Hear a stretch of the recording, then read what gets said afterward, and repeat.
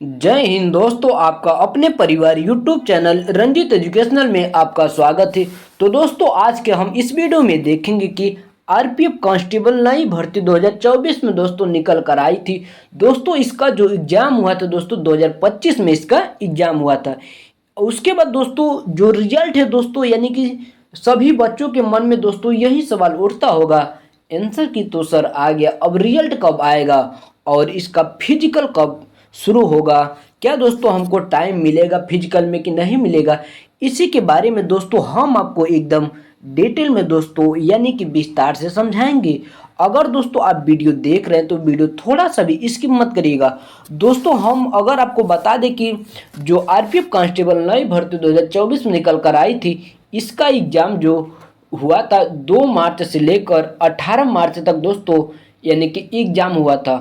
और उसके यानी कि 6वें दिन यानी कि 24 मार्च को दोस्तों आंसर किया गया था।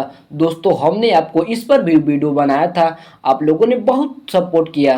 तो दोस्तों आज की इस वीडियो में हम जानेंगे कि इसका रिजल्ट कब आएगा और क्या फिजिकल कब होगा, क्या हमको फिजिकल में टाइम मिलेगा कि नहीं।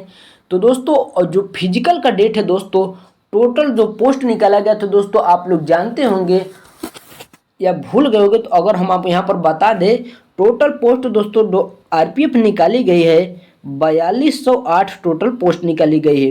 दोस्तों सबसे पहले हम उन भाइयों को धन्यवाद करना चाहते हैं जिन्होंने आरपीएफ कांस्टेबल 2024 में दोस्तों यानी कि फॉर्म अप्लाई किया था, लेकिन किसी कारणवश उन्होंने एग्जाम नहीं दे पाए। इस बार दोस्तों हम मानते हैं कि जो एग्जाम था दोस्तों बहुत दूर भेजा गया था, इसलिए दोस्तों जिन्होंने दिया नहीं दिया उनको दोस्तों हम सभी भाइयों को दिल से धन्यवाद करते हैं। भाई बहन बच्चों को सभी को दिल से धन्यवाद करते हैं। और दोस्तों अपनी जो पढ़ाई की प्रक्रिया है दोस्तों कंटिन्यू रखिए, क्योंकि दोस्तों आपको नौकरी लेना है दोस्तों, सरकारी जॉब लेना है दोस्तों। किसी एक के सहारे यानी कि जब तक आप हासिल नहीं कर लेते हैं किसी एक नौकरी के सहारे दोस्तों आप बैठिए नहीं। तो दोस्तों चलिए अब हम लोग और आगे चलते हैं। दोस्तों इसमें अगर हम बात कर लेते हैं रिजल्ट की, तो रिजल्ट दोस्तों अप्रैल यानी कि अप्रैल चल रहा है, अप्रैल या मई 2025 दोस्तों, अप्रैल के लास्ट वीक या फिर मई के फर्स्ट वीक में दोस्तों आपका जो रिजल्ट है दोस्तों देखने को आपको मिल जाएगा। इस बात को जरूर ध्यान दीजिएगा।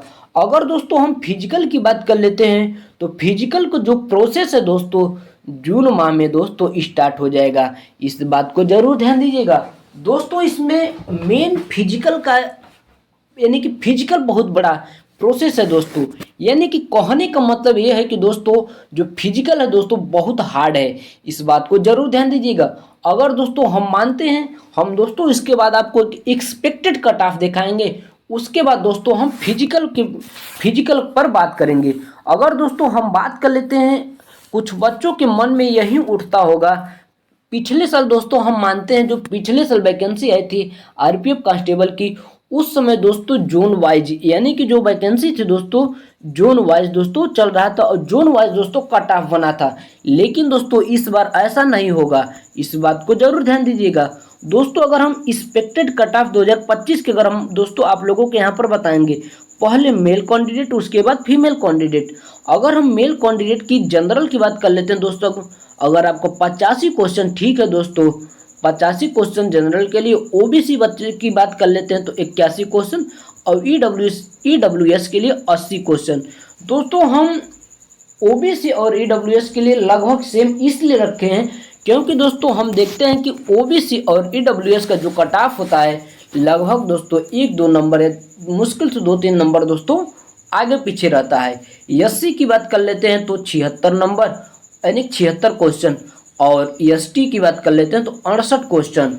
तो दोस्तों अगर आप मेल कैंडिडेट हैं, अगर दोस्तों ये जो एक्सपेक्टेड कट ऑफ दोस्तों हमने यानी कि बहुत संशोधन करने के बाद दोस्तों 2025 के दोस्तों एक्सपेक्टेड कट ऑफ बनाए हैं, अगर दोस्तों आपका इतना आ रहा है, जनरल ओबीसी ईडब्ल्यूएस कैटेगरी से बिलोंग कर रहे हैं दोस्तों, आप अपना कट ऑफ मिलाकर दोस्तों फिजिकल की तैयारी शुरू कर दीजिए मेरे दोस्त, क्योंकि इसका जो फिजिकल है बहुत हार्ड है दोस्तों।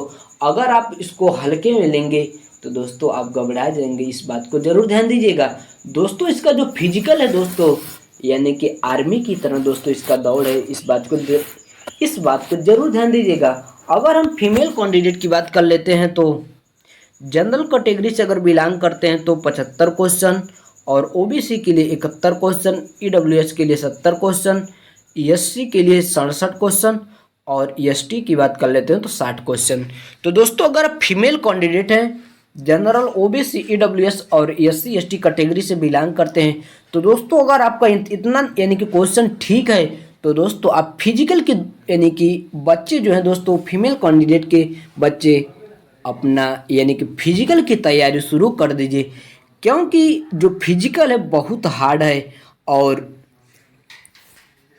तो चलिए अब हम फिजिकल के बारे में आपको थोड़ा परिचित करा देते हैं। आप लोग को आपके मन में यही चलता होगा कि आप तो सर कट ऑफ बहुत कम बता रहे हैं। इसका कारण यह है कि आपको अभी नॉर्मलाइजेशन मिल जाएगा मेरे दोस्त, उसमें आप और आगे चले जाएंगे। इसलिए हम इतने अगर क्वेश्चन आपके ठीक हैं, इतने यानी कि मेल कैंडिडेट अगर फीमेल कैंडिडेट के इतने क्वेश्चन ठीक हैं तो सीधे आप फिजिकल की तैयारी शुरू कर दीजिए। तो चलिए अब हम फिजिकल की बात कर लेते हैं। तो फिजिकल के पहले मेल कैंडिडेट फिर फीमेल कैंडिडेट की बात करेंगे। अगर हाइट की बात कर लेते हैं तो मेल कैंडिडेट के लिए जो रखा गया है ऑल कैटेगरी 165 सेंटीमीटर, और फीमेल कैंडिडेट की बात कर लेते हैं तो 157 सेंटीमीटर। उसके बाद अब हम चेस्ट की बात करेंगे मेल कैंडिडेट की।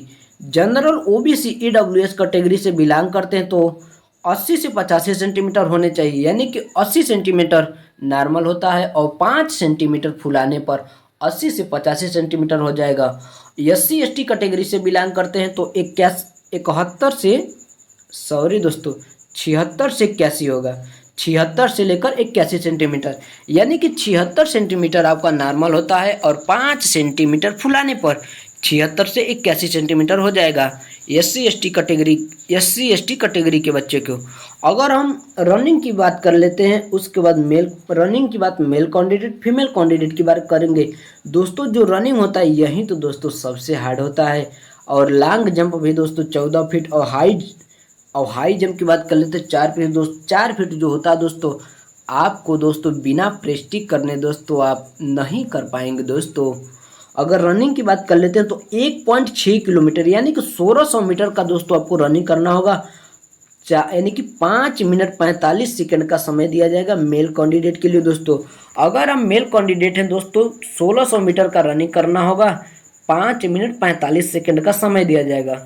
अब हम फीमेल कैंडिडेट की बात कर लेते हैं तो 800 मीटर का रनिंग करना होगा और 4 मिनट 45 सेकंड का समय दिया जाएगा। इस बात को जरूर ध्यान दीजिएगा। मेल और फीमेल कैंडिडेट रनिंग दोस्तों इसका थोड़ा हार्ड है। अब हम लॉन्ग जंप की बात कर लेते हैं तो मेल कैंडिडेट के लिए 14 फीट और फीमेल कैंडिडेट के लिए दोस्तों 9 फीट है। अब हम और आगे चलते हैं। आगे दोस्तों हाई जंप की बात करेंगे। अगर हाई जंप की बात कर लेते हैं, मेल कैंडिडेट हैं तो आपको 4 फीट ऊंची ऊंचाई को डाकना होगा, और फीमेल कैंडिडेट की बात कर लेते हैं तो 3 फीट ऊंचाई को डाकना होगा। इस बात को जरूर ध्यान दीजिएगा।